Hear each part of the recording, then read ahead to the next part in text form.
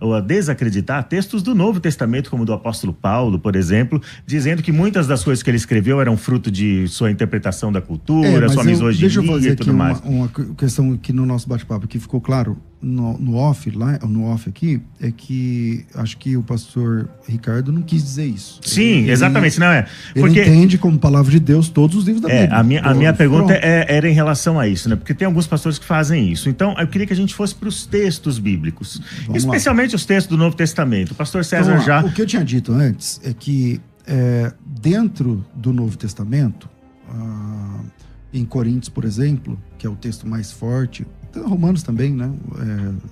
Vai mostrar assim, claramente que a homossexualidade não era aceita dentro da comunidade cristã local. Isso o apóstolo Paulo diz, deixa eu ver aqui o texto. E isso reproduzindo os textos do Antigo Testamento. Os injustos não herdarão o reino a ideia da impureza sexual. Não vos enganeis, nem impuros, idólatras, adúlteros, efeminados, sodomitas, ladrões, avarentos. Que ele usa esses dois termos, né?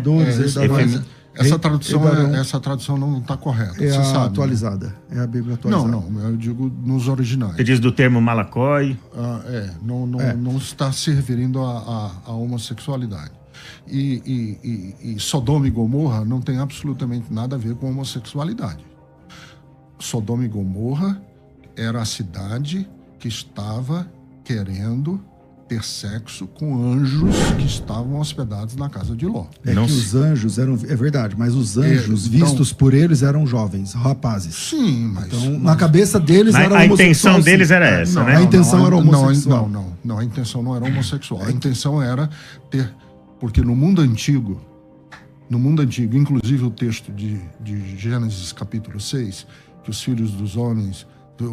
filhos dos homens, filhos de Deus, tal. Aquele texto lá que provocou o dilúvio é que havia no mundo antigo a ideia de que ter sexo com anjos geraria uma raça de titãs, como os titãs da cultura grega. Que eram os titãs? Eram semideuses, eram deuses e homens ao mesmo tempo. Então, o texto lá não de homossexualidade. O texto de Sodoma... Se diz que eram rapazes, porque a ideia angelical sempre foi masculina. Não tem nenhuma aparição de anja na Bíblia. É que assim, todas as vezes que aparecem anjos no Antigo Testamento, e até no Novo, eles aparecem... Eu não estou dizendo que eles se transformam em homens, mas a aparência deles... masculina. É um jovem, é um rapaz, um jovem. Não tem asas, não tem nada brilhando, nem nada. É um homem ali. E a perspectiva da visão dos sodomitas, dos habitantes de Sodoma, eles queriam ter sexo, eles não sabiam que eram anjos. Mas eles não sabiam, lá no texto, eles não sabiam que eram anjos. O Abraão, por exemplo, hospedou anjos. Esses três anjos lá, isso é Gênesis 18 e Gênesis 19, né? No capítulo 18, esses três anjos chegam para falar com Abraão. Um deles continua lá com Abraão, e Abraão faz uma oração meio que intercessória, porque Ló estava na cidade de Sodoma, que Deus, através daqueles anjos, falou que ia destruir. Dois desses anjos, que no texto, ora são chamados de Elohim, ora são chamados de anjo, ora são chamados de homens, por exemplo. Eles vão lá para buscar o Ló. Quando os habitantes de Sodoma percebem esses rapazes, porque na cabeça de quem está vendo eram rapazes, e aí eles desejam ter sexo com Ló. Eu não me lembro com Ló, não, com esses rapazes, com esses anjos, que nós sabemos que é anjo porque está na Bíblia, mas a aparência deles era de rapazes. E aí eu não lembro, só se o senhor me lembrar um texto onde esses habitantes de Sodoma sabiam que se tratava de anjos. Não tem no texto. Claro que não tem. Mas a perspectiva e a percepção do mundo antigo da possibilidade de você hospedar anjos está no texto. Porque a Bíblia, inclusive no Novo Testamento, diz alguns hospedaram anjos. Mas o sem saber está no texto, né? Sem reconhecer. Obviamente que os habitantes de Sodoma, eles queriam ter relações com dois jovens que estavam ali. Mas esse texto... Mas é uma interpretação. Não é o texto, não estou interpretando. Mas só ver o texto. Sim. A interpretação é dizer que eles achavam que era um anjo. Aí o senhor que está interpretando. Mas vamos para os textos do Novo Testamento, então. O pastor César aí evocou um texto de 1 Coríntios e a gente tem o texto de Romanos também. O pastor Gondim diz que já discorda da interpretação aqui, dessa tradução que a Ara faz do texto de 1 Coríntios, né?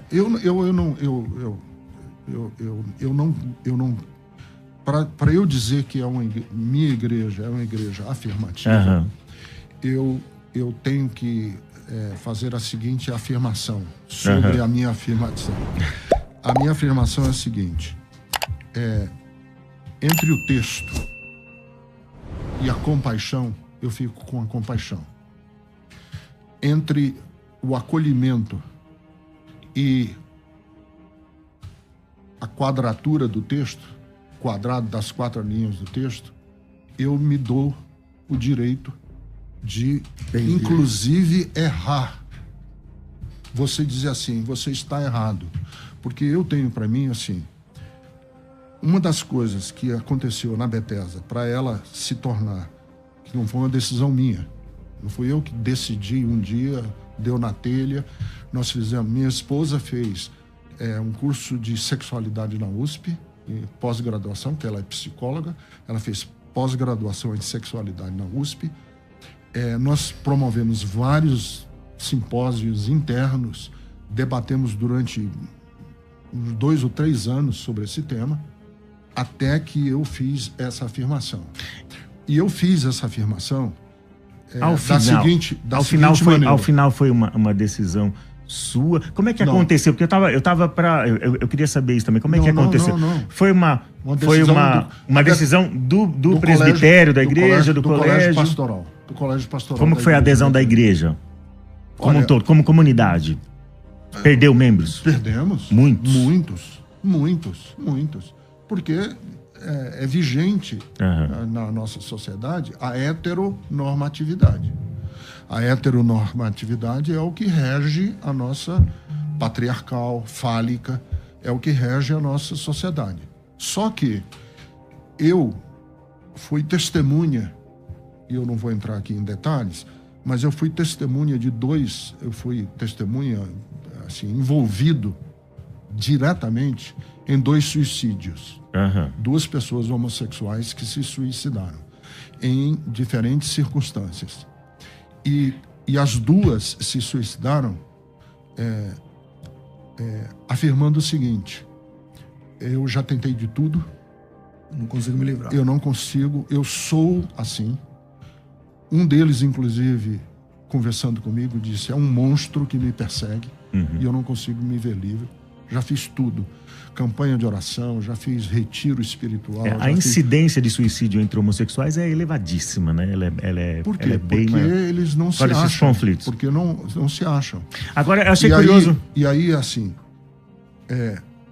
eu, Ricardo Gondim, agora não estou falando da Bethesda, tá. Eu, Ricardo Gondim, cheguei à questão da homossexualidade, não tratando diretamente da questão da homossexualidade. Sim. Tratando, primeiro, da questão do ser humano. Da pessoa. Eu não vejo as pessoas como puras. Eu acho que tem que pregar o evangelho também. Mas eu posso pregar o evangelho também na perspectiva de Pedro na casa de Cornélio. Pedro, na casa de Cornélio, foi enviado por um anjo dizendo o seguinte: vai lá e anuncia o evangelho a Cornélio, porque Cornélio é justo, é temente a Deus, as esmolas dele chegaram ao céu.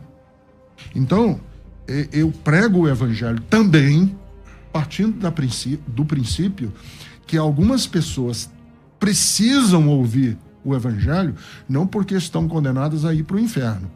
Elas precisam ouvir o evangelho porque elas são pessoas tão dignas, tão bonitas, que é impossível que uma pessoa passe pela vida sem saber diretamente quem foi Jesus de Nazaré. Então, eu chego à questão da homossexualidade partindo desse princípio, de que Jesus olhou para um centurião que era romano, era pagão, e disse: eu nunca vi em Israel fé igual a desse homem. Ela olhou para uma mulher cirofenícia e disse que o corrigiu. A mulher o corrigiu. Nós tentamos, às vezes, adocicar o texto, mas a mulher corrigiu Jesus, porque Jesus estava repetindo uma espécie de racismo estrutural da qual ele era parte. Jesus foi culpado de racismo nesse momento? Não foi culpado. Não é culpado. Eu não sou culpado quando eu reproduzo sem querer, sem intenção, alguma estrutura injusta da minha sociedade. Agora, na hora em que eu sou alertado e que minha consciência é acesa a respeito disso, eu entendo esses... e aí Jesus, porque a Bíblia não diz que Jesus nasceu perfeito. Jesus foi aperfeiçoado naquilo que ele sofreu, está escrito no texto. Vamos ouvir o pastor César agora, né? São muitas considerações e o tempo tão curto, mas vamos lá. Tanto o texto de Cornélio quanto o texto da Cirofenícia, eles estão a um timing da graça de Deus para alcançar os pagãos na Bíblia. A revelação bíblica diz que Jesus veio para que era o seu, aí ele sendo escanteado pelos que era seu, aqueles que o receberam são chamados filhos de Deus e tal. E é isso que Jesus fala para a mulher samaritana. Para a mulher samaritana não, para a mulher cirofenícia, né? Ela era pagã, ela era lá do norte, lá da Fenícia e tudo mais. E é uma coisa muito parecida que acontece com Cornélio. Eu não acredito, pastor, que ele era justo? Respeitando, porque a Bíblia não chama ele de justo. Chama, verdade. Chama. Mas a Bíblia não chama ele de salvo. Não. Entende? Então... Mas o termo salvo não se aplicaria ali. Exatamente. Então a salvação depende do evangelho. Tanto que os lençóis dos animais impuros foi colocado lá para mostrar que ele não era limpo. Seria isso. Do ponto de vista da religião, da fé. Porque lá no capítulo 11, quando Pedro vai explicar... Mas ele precisava ouvir falar de Jesus. Exatamente. Então, ele precisava ouvir falar de Jesus. Então, eu reconheço que no mundo tem pessoas digníssimas, pessoas cuja moral, enfim. Só que nada disso salva essas pessoas. Porque a salvação é pela graça. A salvação é pela graça. E essas porque pessoas, a nossa justiça é insuficiente. Todas essas pessoas precisam ouvir o evangelho. Então... Como eu entendo que homossexualidade é uma questão comportamental... Não é. Porque são duas maneiras distintas de lidar com isso. Mas aí, por exemplo, assim como existem pessoas que também optaram pelo suicídio porque não conseguiram deixar algum tipo de vício. Ninguém opta pelo suicídio. Não, ninguém opta pelo suicídio. Pastor, mas o suicídio é... Tenta entender o meu ponto de vista da forma que eu estou falando. Suicídio é a pessoa tirar a própria vida. Sim, então, mas ninguém opta. Não é uma opção. A pessoa está... um ponto de desespero, respeito. Mas quem chega nesse ponto é porque não vê saída para as respostas que ele não tem. Ele está procurando respostas e ele não achou. Então ele porque Deus não cobra de nós aquilo que a gente não pode dar. E eu não estou colocando, inclusive, a questão soteriológica em cima do suicídio. Não é nem esse tema. Mas...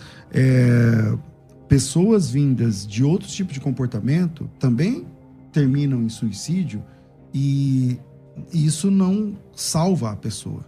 Não, entendeu? O que salva é Jesus Cristo.